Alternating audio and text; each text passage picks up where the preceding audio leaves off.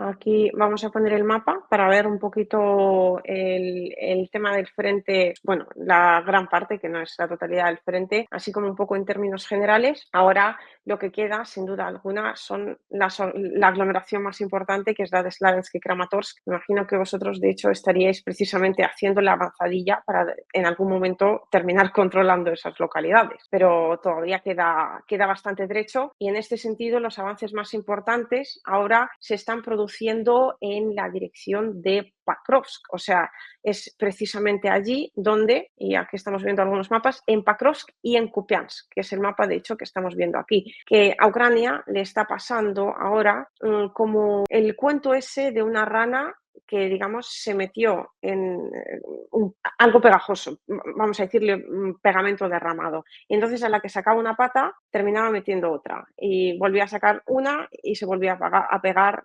con otra pata.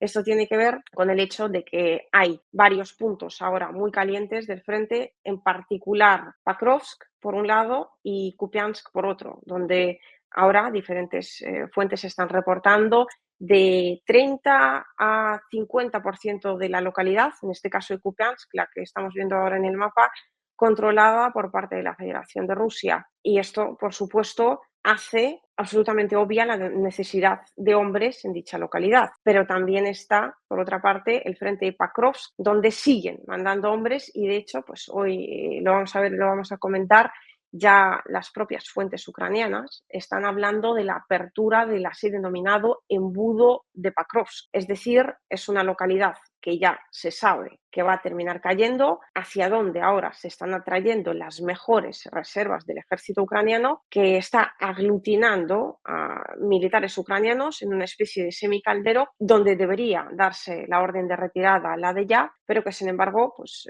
las fuerzas ucranianas están intentando todavía proteger. Y algo parecido, de hecho, sin el caldero todavía, pero está ocurriendo en Kupiansk, donde a día de hoy ya hay, según algunas fuentes, hasta 1.000 militares semi rodeados. O sea, no sé lo que va a caer antes, Kupiansk o Pakrovsk, pero está la cosa muy, muy, muy pareja. Es que claro, es que el tipo de unidades que se emplean para el mantenimiento de una línea defensiva no es la misma, el mismo tipo, el mismo perfil de soldado de los que tienen que avanzar, contraatacar, atacar o en este caso taponar posibles avances o avances del ejército ruso, ¿no? Entonces, claro, contra más débil está el ejército ucraniano, menos cantidad de estas unidades más preparadas de intervención tiene para poder tapar esos agujeros, ¿no? Esos avances rusos.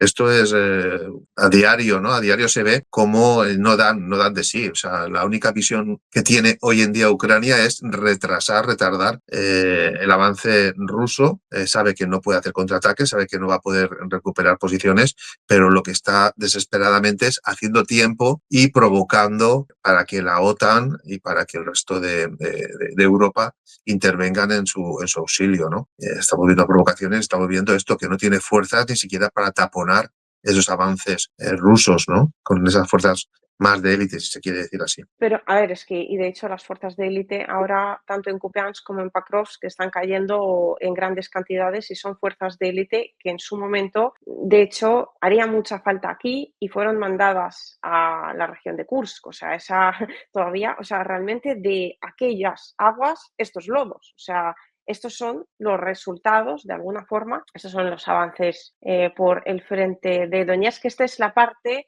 de Dabrapolia, que está un poquito más arriba de Pakrovsk. De momento los avances están siendo bastante irregulares, lo podemos ver, lo voy a pasar el mapa rápido y luego lo vamos a comentar más en profundidad.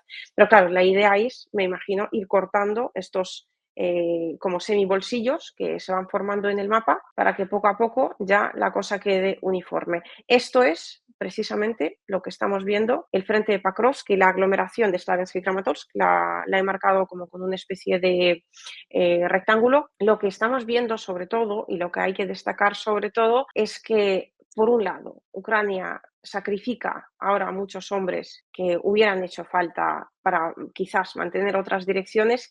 No sé si, bueno, hasta qué punto te consta a ti o no, pero a mí me llega mucha información de que se están cambiando de alguna forma de especialidad los soldados prácticamente de un momento para otro. Y eso supone un problema tremendo. Es decir, pues en algunos casos van al frente hasta cocineros. Es que la falta de mano de obra, como te comentaba, o sea, las unidades, por sus características, por sus especialidades, por sus entrenamientos, por sus medios, están hechas para una utilidad o para otra. Entonces, claro, si ya te falta mano de obra, si no tienes fuerzas especializadas para poder contraatacar, para poder frenar los avances rusos ahí donde están apretando, y lo único que tienes es chavales recién incorporados a las filas, sin una preparación, sin un entrenamiento, sin un curtirse en la batalla, pues claro, a la primera de cambio, pues van a huir. Estamos viendo cómo están cogiendo prisioneros, cómo se nos están retirando de forma organizada. Estamos viendo caos en el frente. Eso es lo que conlleva la falta de mano de obra especializada para cada circunstancia, ¿no? Pero una cosa, vemos caos en el frente y muchas veces, yo creo que es la pregunta que más me hacen, es muy interesante, creo que la respondas tú también. Vemos mucho caos, mucho caos, mucho caos, pero la gente dice, pues que el ejército ucraniano no cae. Claro, no todo el mundo entiende que es que no se produce de un día para otro y que todavía tienen bastantes reservas. Tú esto, cuando te lo preguntan, porque estoy convencidísima que te lo han preguntado muchas veces, ¿cómo lo respondes? Bueno, llevan años, o sea, las posiciones defensivas no se improvisan de un día para otro. Las posiciones defensivas se hacen durante meses y en algunos casos durante años. Entonces, claro, el ir avanzando contra esas posiciones defensivas donde hay excavadas trincheras, túneles, blindados que llaman en ruso, ¿no? O búnkeres, pues no es fácil. No es fácil si se quiere hacer a un costo reducido, a un mínimo costo. Si tú quieres mandar oleadas de soldados a una muerte casi segura, pues claro, seguramente se avanzaría más rápido. Pero si de lo que tratas es de desgastar la parte contraria y reservar tus fuerzas, el avance tiene que ser muy lento. Eso es lo que está ocurriendo. Si estamos viendo cómo están provocando a Rusia desde los países europeos buscando la confrontación directa con Europa, evidentemente el Kremlin en Rusia tiene que guardar fuerzas para esa posible, esperemos que nunca llegue a cabo, pero contra un posible enfrentamiento directamente contra la OTAN o contra otros países de Europa. Entonces no puedes poner toda la carne en el asador, ¿no? Tienes que reservar fuerzas, tienes que reservar medios, armas y ese tipo de cosas. Por eso el avance es lento. ¿Se podría avanzar más rápido? Sí, claro. ¿A costa de qué? A costa de perder más soldados y más medios, ¿no? ¿Qué es lo que quiere la OTAN? ¿Qué es lo que quiere Estados Unidos y quienes están empujando a Ucrania al desastre, ¿no? Lo que quieren es el desgaste de Rusia desde un principio. Entrando como un poquito más en detalle, el desgaste realmente está siendo el contrario, es decir, pues está siendo no tanto de la parte de Rusia, que obviamente también, pero más bien por la parte ucraniana. O sea, aquí es lo que se está reportando, lo que está ocurriendo en el frente de Kupiansk. El mapa del frente de Kupiansk, donde, pues repito, Rusia, según algunos reportes, ya controla hasta el 50% de la localidad. Citas de las fuentes ucranianas directamente. Las tropas rusas ya han llegado al centro por la orilla derecha del Oskol. Los edificios de varios pisos están ardiendo por los combates. Las Fuerzas Armadas de Ucrania intentan contener el avance, pero las cabezas de puente en la orilla derecha han dado a los rusos la oportunidad de acumular fuerzas. Hay suficientes tropas del ejército ruso en la ciudad y sus alrededores para que las pérdidas no se sientan de forma tan aguda en la parte rusa, se quiere decir. Es decir, aunque tengan pérdidas, pueden seguir avanzando. Kupiansk es un ejemplo claro de cómo en un mes la situación grave puede volverse crítica. Y esto, de hecho, no solo lo dicen ahora los corresponsales de la Federación de Rusia, sino que de ello hablan también los corresponsales ucranianos.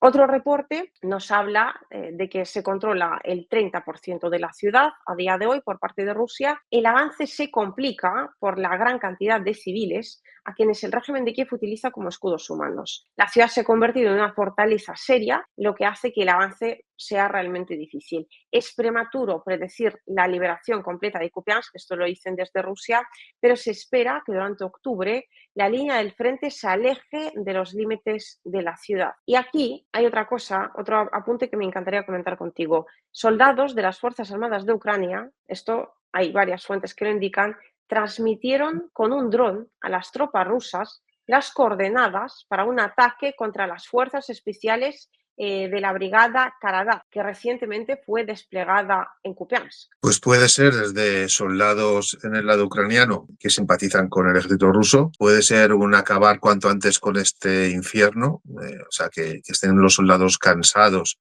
y lo que pretendan es acelerar ya el acabar de esta agonía, porque no olvidemos que estar en el frente con falta de medios es un infierno, ¿no?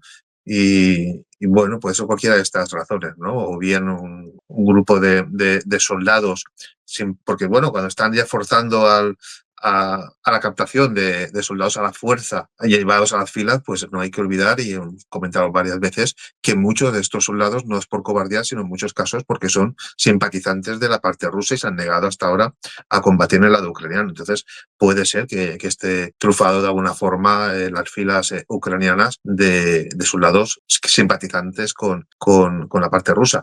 Y puede ser también que esos mismos ucranianos que estén cansados y lo que quieran ya es el final de esta contienda, ¿no? Que lo único que va a llevarles es al aniquilamiento físico de los que están ahí a última hora, ¿no? Bueno, hay bastantes soldados ucranianos. De hecho, aquí hay otro reporte que habla de casi fuerzas especiales de Ucrania que se han entregado en otra dirección del frente. Y estamos hablando de soldados muy motivados. O sea, no son los movilizados de una de las olas de estas donde el régimen de Kiev arrastra gente por las calles.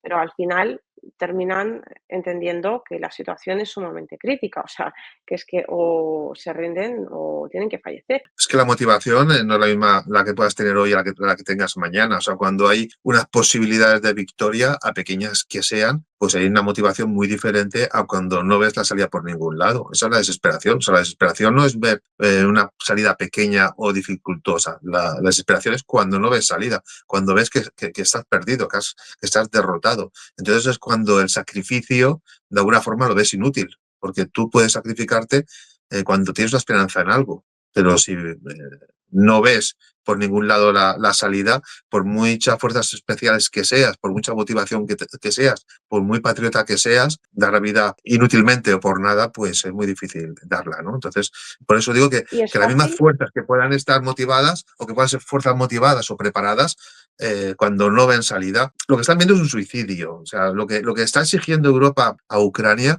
es lo que de un principio uno nombró, ¿no? De hasta el último soldado, hasta el último ucraniano, ¿no? Y esto es absurdo en términos militares, porque, vamos, desesperar al más motivado, ¿no? Y es fácil perder la motivación en el frente, tú que has estado allí. Ya te digo que uno puede ser capaz de dar su vida, incluso viendo que uno puede morir, si ve que eso va a servir de algo. O sea, el sacrificio, en la medida que pueda servir de algo, si tú ves que tu hijo está en riesgo, tú das tu vida, ¿no? Porque piensas que se va a salvar tu hijo. O sea, uno puede sacrificarse por su patria, por su familia, por sus compañeros, por sus camaradas, si ve una salida.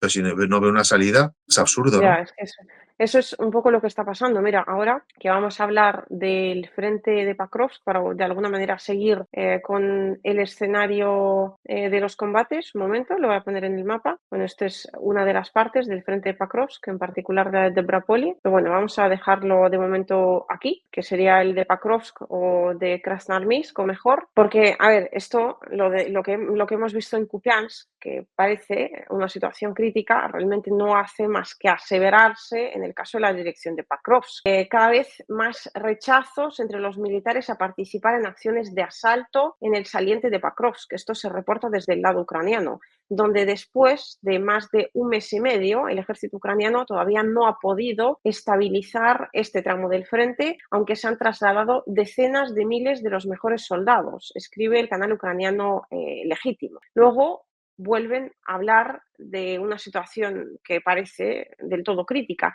El número total de agrupaciones a mediados de agosto que se encuentran en la dirección de Pakrovsk era alrededor de unos 100.000 soldados. Syrskyi ahora pide constantemente que se trasladen más y más reservas adicionales de otros sectores a la dirección de Pakrovsk. La reserva de resistencia de las Fuerzas Armadas de Ucrania está disminuyendo, por lo tanto, el embudo de Pakrovsk, que es lo que hemos comentado hace apenas unos momentos, momentos absorbe a las mejores fuerzas de las Fuerzas Armadas de Ucrania. Si continúa creciendo, ocurrirá una catástrofe relámpago, es decir, de un momento para otro, cuando la defensa simplemente comience a colapsar. Syrskyi, por orden de Zelensky, sigue mintiendo sobre las victorias en este tramo del frente, pero todas las fuentes ahora mismo, incluidas las ucranianas, están de hecho diciendo, y aquí lo cito textualmente, todas nuestras fuentes dicen que esto no es así. Y aquí lo que vemos es que, por un lado, no están quitando a los hombres de la dirección de Pakrovsk, que es donde los avances están siendo pequeños, es cierto, pero constantes, donde la gente se ha quedado, miles de soldados, en un embudo que de un momento para otro puede cerrarse y suponer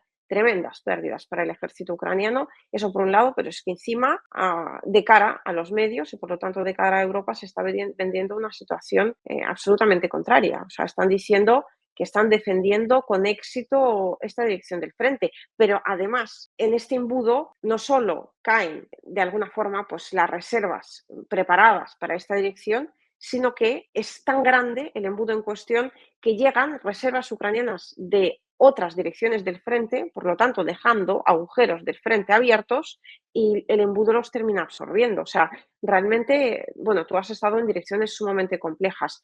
Se está hablando de que la situación en Pakrovsk ahora se asemeja cada vez más a la así denominada picadora de carne de baja.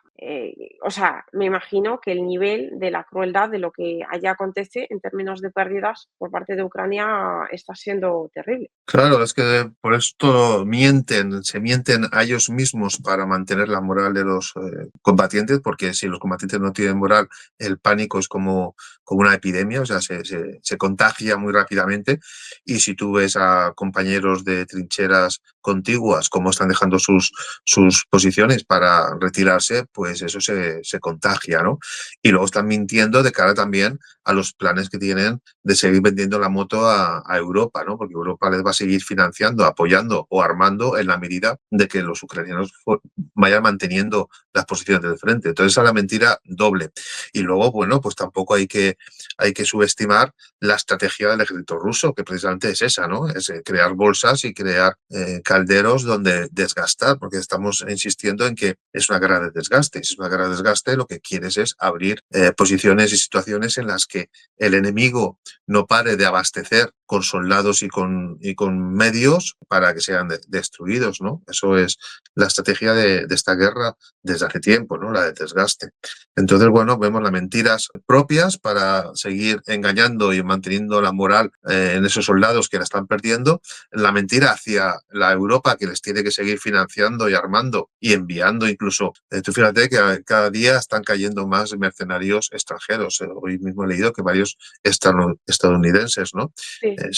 Entonces, claro, los mercenarios también van a ir a acudir al frente en la medida en que vean que tienen posibilidades de salir vivos y con el dinero que pretenden ganar, no que van a una muerte prácticamente segura, que es lo que les están llevando, ¿no? Entonces, bueno, tienen que seguir con las mentiras. Esto recuerda un poco el acabose de la Segunda Guerra Mundial, donde parecía que podían mandar tropas hacia Rusia, hacia aquí, hacia allá, y no había tropas por ningún lado, ¿no? Por eso es un poco ese delirio del que está derrotado y no quiere reconocerlo, ¿no? Esa es la situación, triste, lamentable, porque cada día de guerra hay bajas en los dos lados y es triste que en lugar de apostar por la diplomacia, en lugar de apostar por un acuerdo, por la paz con Rusia, lo que se estén empecinando es en ganar una guerra que tienen perdida de hace tanto tiempo, ¿no? Pero bueno, yo creo Bueno, que me es lo imagino que que hay. tendrá que ver con la crisis también que hay en Europa. Creo que no son capaces de reconocerla y entonces lo que tienen que hacer, pero que es que esto hemos comentado dos direcciones, a Kupiansk y Pakrovsk, pero enseguida vamos a ver la de Dniepropetrovsk, que ojo, Dniepropetrovsk no estaba en las quinielas. O sea, que esto es también un poco el cuento occidental en cuanto a las posibilidades que tiene Ucrania, lo decía hace poco Donald Trump, de recuperar el territorio que ahora controla la Federación de Rusia. O sea, vamos a ver, en primer lugar, no puede recuperar Crimea desde 2014, es que ahora hablábamos de 4 regiones, pero ya están añadiéndose Sumy como poco y Dnipropetrovsk. Sí, el tiempo juega en contra de Ucrania y en favor de Rusia, porque contra más tiempo pase y los avances sigan imparables, más terreno va a estar en la parte rusa, ¿no? Que es lo que de alguna forma se pretende. Trump ya le dijo a Zelensky que no tenía las cartas y se dijo claramente. Lo que pasa es que se empecinan en seguir esta guerra, pues por lo que dice, por temas económicos, por temas de intereses de la crisis que acecha, que está en Europa, pero no tiene ningún sentido militar el continuar con esta guerra. A más tiempo, a más días, más territorio que van a perder. Pero es que fíjate, ahora ponemos la situación en el frente y siguiendo con el tema de los avances, pues acabamos de ver Pakrovsk, pero es que ahora además tenemos que comentar la dirección de Dnipropetrovsk, o sea, donde la situación se está volviendo igual, crítica a más no poder, porque están, por un lado, avanzando, por otro lado, entrando en esa especie de junta entre las regiones de Donetsk, Dnipropetrovsk y también la región de Zaporozhye. La situación en la dirección de Dnipropetrovsk cambia rápidamente a favor de las fuerzas rusas. Vuelven a reportar fuerzas ucranianas. Las Fuerzas Armadas de la Federación de Rusia aprovechan la confusión y la vulnerabilidad logística de nuestras unidades para desarrollar un avance en varios frentes, sin permitir que las fuerzas de defensa puedan estabilizar la situación por parte de Ucrania, quiere decirse. El avance en la zona de Stipove sigue siendo especialmente importante porque tras su captura las unidades rusas continuaron su avance hacia el oeste, creando como una especie de cuña en las formaciones de combate de las Fuerzas Armadas de Ucrania, lo que a futuro podría llevar a un cerco operativo de varias unidades ucranianas, unidades que por supuesto no irán, por lo tanto, a otras direcciones del frente, dejando otro vacío que por supuesto a Ucrania le va a pesar, y le va a pesar sobre todo en las direcciones pues como Pakrovsk o como Kupiansk, que es donde peor está la situación ahora. En Verbovaya el enemigo también está consolidando sus éxitos, escriben en Ucrania. Las fuerzas ucranianas han sido empujadas hacia la parte occidental de la localidad. A pesar de los intentos de los operadores de drones para frenar el avance ruso, no lograron cambiar la situación a su favor. En el sur continúan los combates activos. La captura de estas localidades, como por ejemplo la localidad de Novogrigorivka, abrirá a los rusos el camino para avanzar hacia Uspenavka y ya ir mucho más allá, de forma mucho más rápida, desde varias direcciones, amenazando con destruir la línea de defensa de Ucrania en este sector del frente. Y claro, teniendo en cuenta que este sector del frente ni siquiera estaba dentro de los avances que tenía que realizar la Federación de Rusia, pues estamos hablando de una situación crítica. Si el ritmo de avance se mantiene, las tropas rusas llegarán a Vishnyovo, lo que permitirá romper las conexiones logísticas de las fuerzas ucranianas en la margen izquierda del río de la región. Además, el avance a lo largo del río hacia el norte permitirá controlar una ruta estratégica y aquí esta ruta saldrá, fijaos, directamente hacia Pakrovsk. O sea, se trata de un avance que se está realizando en Dnipropetrovsk, pero que realmente como último objetivo tiene una ruta de suministro logístico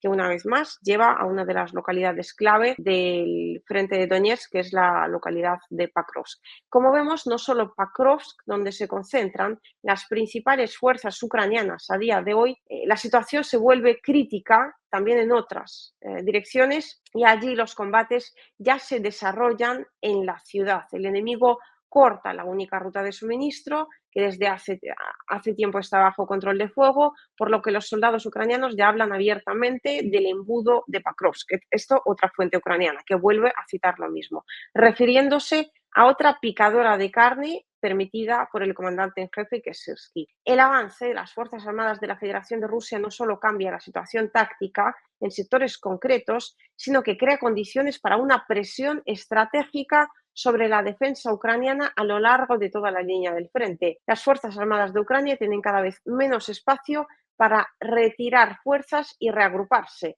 lo que les hace vulnerables al cerco y también a la posterior derrota. O sea, esto es lo que estamos viendo en otra dirección del frente, que es la dirección Dniepropetrovsk, o sea, tercera zona ya. Sí, sí, y cada vez van a ser más porque el frente es muy amplio y la debilidad de Ucrania pues es evidente. Entonces, bueno, cada vez van a ser más y esas bolsas, esos calderos es lo que precisamente está buscando Rusia, ¿no? Lo que me sorprende es que esta situación no haya nadie con dos dedos de frente que pueda decir, oiga, hombre, ya hemos tenido suficiente, vamos a tratar de parar esto y dejarlo en un punto donde pues efectivamente podamos controlar la situación, aunque sea en términos de firmar ahora pues, lo que no tengamos que perder en 2 semanas. El desespero de Ucrania de provocar excusas para que se inmiscuya en este conflicto la OTAN o cuanto menos países de los dispuestos o de los puestos, ¿no? Porque ellos saben que por sí solos están derrotados. Trump está alargando el envío de armas, está no negándolas, pero mañana, o sea, como dicen muchas veces los musulmanes, ¿no? Sí va, mañana, mañana, ¿no? No te dicen que no, pero tampoco te están otorgando ni financiación ni armas. Y entonces, bueno, es un desespero el que tiene Ucrania, por eso estamos viendo el tema de los drones que salieron de Ucrania para poder culpar a Rusia. Estamos viendo las acusaciones de estos países de que la aviación rusa ha invadido sus espacios aéreos. O sea, una cantidad de falsas provocaciones que lo único que buscan es la excusa para que se inmiscuya directamente en este conflicto, ¿no? Parece que hay quien está interesado en una guerra total